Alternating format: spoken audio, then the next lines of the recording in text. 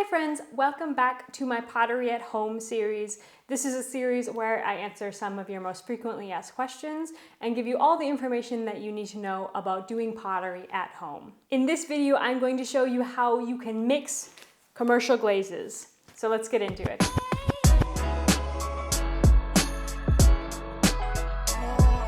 So at the very beginning, I want to clarify that I'm not going to show you how you mix glazes from scratch from raw ingredients. This is a huge topic that I cannot possibly fit into one YouTube video. There's loads of courses online though that you can learn about this topic from people who know a lot more about it than I do. However, most people who are starting pottery for the first time are going to be working with commercial store-bought glazes, like this one right here, and so that's what we're going to be covering today.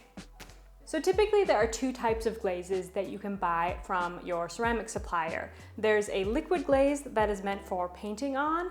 Now this glaze is completely ready to go. You just open it up and dip your paintbrush in and you can use it. However, sometimes you want to buy the powder glaze, and this glaze requires a little bit of preparation. There are several advantages to using a powdered glaze instead of a paint-on glaze, and I'm going to cover those a little bit later. But first, let's get into the demo. So first, you're going to need a bucket. And I have a couple of different sized buckets that I recommend depending on your need. So I typically keep 2-liter, 10-liter, and 25-liter buckets. So these 2-liter buckets are really great for testing your glaze. So typically, you're going to first purchase a kilo of glaze because you don't want to buy too much at any time. Of course, if you're just testing it and you're not totally sure you want to commit to buying 10 kilo, you're gonna buy a kilo of glaze, and these 2-liter buckets fill the glaze plus the additional water without taking up too much space in your studio. So that's why I always keep some of these around for glaze testing. And then I also have 10-liter buckets when I've decided that I'm ready to commit to a glaze for a whole collection, and I'm going to buy about 5 kilo of glaze that's going to fill this bucket. And this is really great because you can actually dip reasonably sized items into these buckets, whereas like you're not really going to be able to dip anything into this because it's just too small. You're gonna hit the edges, but it's great for making testers. This, however, you can use to glaze a bowl, a mug, anything that's within a reasonable size you can fit into this bucket. Finally, I have a handful of 25-liter buckets, and these are what I call my house glazes. These are glazes that I'm using over and over throughout collections. I've got a white, I've got a blue that I'm always using, transparent, things like that that are like the basics that I'm always going to kind of use. I buy them in bigger quantities primarily because it's actually cheaper. From my supplier, if you buy 10 kilo of glaze or 20 kilo of glaze, you can actually save a lot of money. And I keep my 25-liter buckets on wheels so I can easily move them around the studio. So once you have your bucket and your glaze, you're going to also need some water. I use this funny little thing because I don't have a tap in my studio. So I'm just using normal tap water for mixing my glazes.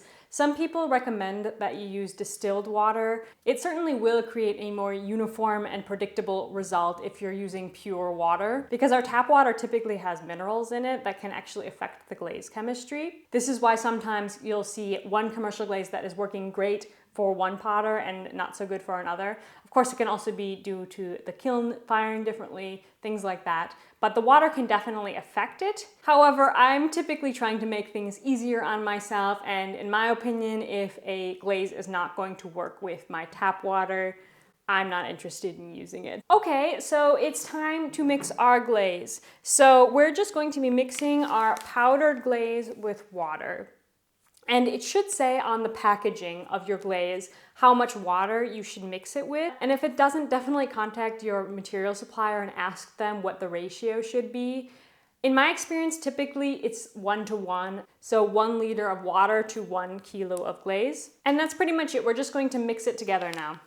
So quickly, let's talk about safety. Whenever you're handling any sort of powder in the studio, whether it's glaze, clay, anything, you want to be using a particle mask. So I got this from my local ceramic material supplier. I always have a link to local ceramic material suppliers down below that you can check out. So you can purchase this from a company that actually knows what sort of particles that need to filter out. Basically, you can just buy this mask wherever you're buying your glazes. It's also a really good idea to have some ventilation going on in the studio, so I always open up my window when I'm mixing glazes, and I also have an air filter that I always run whenever I'm working with powders. If you're on the market for an air filter, I really recommend the one that I have, and I'll link it down below. But if you want to learn more about safety in the studio, I do have a whole video on safety that I'm going to link right up here. So definitely check that out if you're concerned about safety, because it's definitely something that you want to learn about at the very beginning of your pottery journey. So let's do this. So I will be mixing up 2 kilos of glaze here. Each of these bags is a kilo, which of course we will mix with 2 liters of water. I always add the powder first. So different people do it differently, but this is what I do. And when you're putting the powder in the bucket, you want to do your best to contain the powder. So you can see I'm cutting off the whole top of the glaze, putting the bucket over the glaze, and then flipping it over. And this is all to just minimize the amount of poof of glaze that can enter the room. And you can see I'm also using the lid to stop any glaze powder from entering the room. So once the glaze is in the bucket, I wait a minute or two to let the powder settle before I open the lid and add the water. During this time, you do want to keep your mask on, as some of the glaze will still be in the air. So after a little time, it's time to add the water. I open the lid just a crack, just enough to pour the water through. Again, because we're using 2 kilos of glaze, I will add 2 liters of water. And then I will close the lid again and let it settle for the rest of the day. So once you've added the water and you've given the room enough time to kind of settle the glaze powder that is existing in the air, letting enough time for the air filter to work its magic, that's when you can take your mask off. So next I recommend you let your glaze sit for 24 hours or at least overnight. This gives the glaze enough time to soak up all of that water, and it's going to create a more even glaze when you mix it. Then tomorrow I will come back in with a paddle drill or even just a stick and mix it up. And then it's ready to go. So that's it for how you mix your powdered glazes. And now I want to give you a little bit of information why I recommend you use powdered glazes over a paint-on glaze. There's a couple of advantages. The only real advantage to paint-on glazes is that you can paint them on. So they have additional ingredients in them that make them more spreadable with a paintbrush. This, however, does make them more expensive. So the first advantage to powdered glazes is that they are way cheaper. For typically the same price, you're going to get a whole 2-liter bucket of glaze versus usually they sell them in 500 milliliter bottles. So same price, 4 times the amount of glaze. That means more pots that you can glaze. The second advantage is time, of course, because with paint-on glazes, you actually have to sit there and paint them on. Not only that, but typically you have to do 2 or 3 coats to get good coverage. This is just you just dip it in and you're done. So it makes making pottery way more efficient, which means you can make more pots. Also, you can buy the ingredients that you can add to a powdered glaze to make it paintable. So if you're really doing these detailed works, there are definitely some surface design techniques that you want to be able to paint on your glaze. That's totally fine, but you can also buy the stuff that you add to your normal powdered glaze, and the whole thing's cheaper. My theory is really just that these paint-on glazes are way more commercial. So there's a bigger profit margin. They definitely just charge a little bit more for the convenience factor of you just open it up and paint it on. Because hobbyists or people who are just starting out with ceramics, they don't really know how you apply a glaze, and that's totally fine. That's what this channel is all about, to teach you. But I want you to not get ripped off, so you don't need to buy those expensive glazes. The only other reason that you might want to do paint-on glazes, though, is because of this commercial viability and this profit margin that suppliers have with paint-on glazes. There's typically way more different types of glazes available in paint-on glazes, at least in my country. So that's definitely something to consider. I mean, if you're really lusting after one specific color, then just buy the paint-on glaze, But, you're definitely going to be paying more for that. Quickly before we go, I wanted to say a few words about where you can buy your glazes, just because I know that people are going to be asking me this all the time. I have in the description of every single video that I make a list of where you can buy ceramic materials. So what I recommend is that you go to your local supplier.